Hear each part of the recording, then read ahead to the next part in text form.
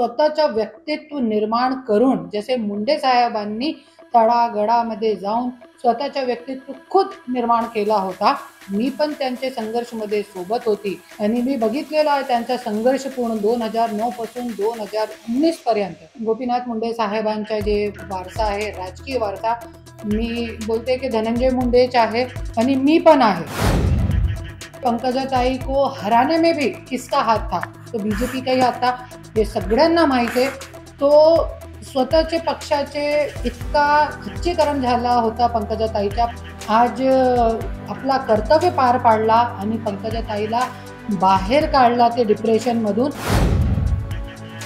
100% सत्य सांगितलेलं आहे छगन भुजबळ साहेबांनी की गोपीनाथ मुंडे साहेबांचा जे खरं वारसा आहे, राजकारणमध्ये जे वारसा असते ते पोटाच्या नसून विचारांचं असते.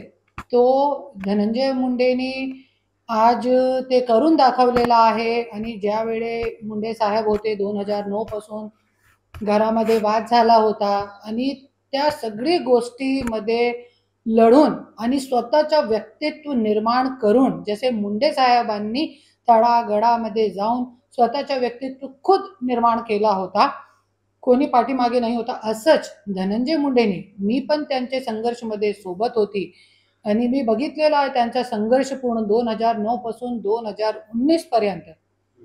तो आज धनंजय मुंडेनी त्यांचे जे कर्तव्य आहे ते काढून दाखवलेलं आहे. आणि खरंच गोपीनाथ मुंडे साहेबांचा जे वारसा आहे, राजकीय वारसा, मी बोलते की धनंजय मुंडेच आहे आणि मी पण आहे, क्योंकि मी त्यांची सून आहे आणि त्यांचे विचारांना घेऊन मी आज राजकारणमध्ये आलेली आहे आणि पुढे घेऊन जाणार आहे. आणि जसं की सगळ्यांनी बघितलेलं आहे, धनंजय मुंडेंनी जे कर्तव्य पार पाडलेलं आहे, आज पंकजाताईच्या बीजेपीने पूर्ण पंकजाताईचा खच्चीकरण केला होता 2019 पासून. सगळ्यांना माहिती आहे की पंकजाताई को हराने में भी किसका हाथ था, तो बीजेपी का ही हाथ था, हे सगळ्यांना माहिती आहे. तो स्वतःचे पक्षाचे इतका खच्चीकरण झाला होता पंकजाताईच्या. पण पंकजाताई डिप्रेशनमध्ये गेली होती, पण एक भाई म्हणून त्यांनी आज आपला कर्तव्य पार पाडला आणि पंकजाताईला बाहेर काढला ते डिप्रेशनमधून. आणि आज पूर्ण भारतामध्ये इतिहास झालेला, एक परिवाराचे भाई आणि भाऊ आणि बहीण दोघांनी एक दिवसामध्ये मंत्रिपदाची शपथ घेतली.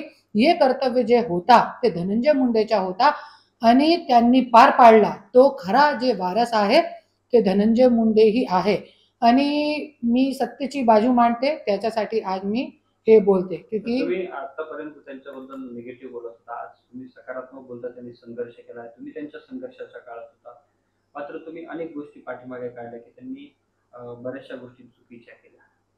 जे खरं आहे ते खरं आहे, जे खोटं आहे ते खोटं आहे. मी खरेची बाजूमध्ये असते. त्यांच्या माझ्यात कोई वाद नाही आहे, त्यांची वृत्तीचा वाद आहे. आम्ही दोघांच्या मध्ये त्यांची वृत्तीचा वाद आहे आणि याच्यामध्ये कोई मी त्यांचा कौतुक करत नाही. पण जे भुजबळ साहेबांनी सांगितलेलं आहे, क्योंकि आता हे जे चालू झालेलं आहे, हे सुरू झालेलं आहे एक नवीन पार्ट, याच्यामध्ये खुलासा करणं गरजेचं आहे. क्योंकि आज धनंजय मुंडेच्या याच्यामध्ये कोई कौतुक नाही आहे. त्यांच्यासोबत मी पण ते संघर्ष जे त्यांनी केलेला आहे, मी पण सहभागी होती. माझी पूर्ण प्रॉपर्टी विकून मी दिली. माझं मंगलसूत्र सुद्धा 2 इलेक्शनमध्ये MLCच्या जे निवडणूक होती त्याच्यामध्ये माझं मंगलसूत्र पण घाण ठेवला होता. माझ्याकडे सगळे पुरावे आहे, माझी प्रॉपर्टी विकली. तो हे संघर्षमध्ये मी पण सहभागी होती. पण त्याच्यासाठी आज जे खरं आहे ते खरेची बाजू मांडणं गरजेचं आहे. त्याच्यामध्ये असं नाहीये की मी त्यांची बाजू मांडते की त्यांचं कौतुक करते, असं काहीच नाहीये. फक्त मी आपली, जसे तुम्ही सांगितलं की तुमची बाजू काय आहे याच्यामध्ये, तुमचं मत काय, तो खरं, जे खरं आहे ते खरं आहे, ते खोटं आहे खोटं आहे. आज पंकजाताई जरी असं म्हणणं जाय की मी खरी वारसदार आहे गोपीनाथ मुंडे साहेबांची, तो नाहीच. क्योंकि राजकारणामध्ये जे वारस असतात ते पोटाचे नसून विचारांचे असते, जे धनंजय मुंडेंनी पार पाडलं. पण मग तुम्ही एवढा संघर्ष पाहिला धनंजय मुंडेंचा, जवळून पाहिला, तुम्ही त्यांच्या संघर्षात सोबत होतात, पण मग आता ते सगळं काही निगेटिव्ह चर्चा झाल्या, पाठीमागे ज्या काही गोष्टी झाल्या, त्यामधून आता त्या सगळ्या गोष्टी बॅकफूटवर जात आहेत. काय वाटतं याबद्दल? संघर्ष करताना चुकीचे लोकांना जवळ घेणं आणि जसे धनंजय मुंडेंनी सांगितले ना, की चष्मेमधून तुम्ही चष्मा घेऊन जा, तुम्हाला ओपून दिसेल की नाही हे माहीत नाही. पण मी बोलते धनंजय मुंडे, तुम्हाला तुमचे चष्मेमधून ओपल दिसत नाही, दुसऱ्यांना काय दिसणार? क्योंकि धनंजय मुंडेंनी संघर्ष केला, मी पण सोबत होती, माझे मुलगा मुलगी आम्ही सगळ्यांनी मिळून संघर्ष केलेला. धनंजय मुंडेंनी एकट्याने संघर्ष केलेला नाहीये. आणि आज ज्या वेळे जिंकला त्यावेळे चष्मेमधून कळलं पाहिजे की कोणाला जवळ ठेवायचं, कोणाला लांब ठेवायचा. ते ओपून दिसला नाही त्यांना. त्याच्यासाठी आज असे घाण घाण लोक आणि असं हे करणं, मर्डर करणं, खंडणी, हे सगळे प्रकार वाढत चालले. आणि आज जरी हे गोष्टीच्या धनंजय मुंडेला विरोध करायला पाहिजे होता. ज्या वेळे वाल्मिकरांनी माझी गाडीमध्ये रिव्हॉल्वर ठेवली, विरोध करायला पाहिजे होता. ज्या वेळे वाल्मिकरांनी मर्डर केले, खंडणी मागितली, असे वाल्मिक कराड सारखे और जे गँग आहे, जे लोक ज्या वेळे वाईट काम करतात, चुकीचे काम करतात, त्यावेळे धनंजय मुंडेला त्यांना थांबवायला पाहिजे. आता काय सल्ला असेल? या पाठीमागे त्यांनी चुकीचे माणसं जर जवळ घेतले असतील, हा. तर आता तुमचा काय सल्ला असेल त्यांना? आता पण माझी हेच सल्ला आहे, जोपर्यंत धनंजय मुंडे चुकीचे लोकांना लांब ठेवणार नाही, तोपर्यंत धनंजय मुंडेला देव पण आले तो त्यांचा भला करू शकत नाही. हे लक्षात ठेवा. आणि आज मी त्यांच्या संघर्षमध्ये सोबत होती. आज सकाळी 3 वाजेपासून रात्री 12 वाजेपर्यंत मी देवाची आराधना केली आहे, साधना केली आहे. सगळी गोष्टी धनंजय मुंडे विसरल्या.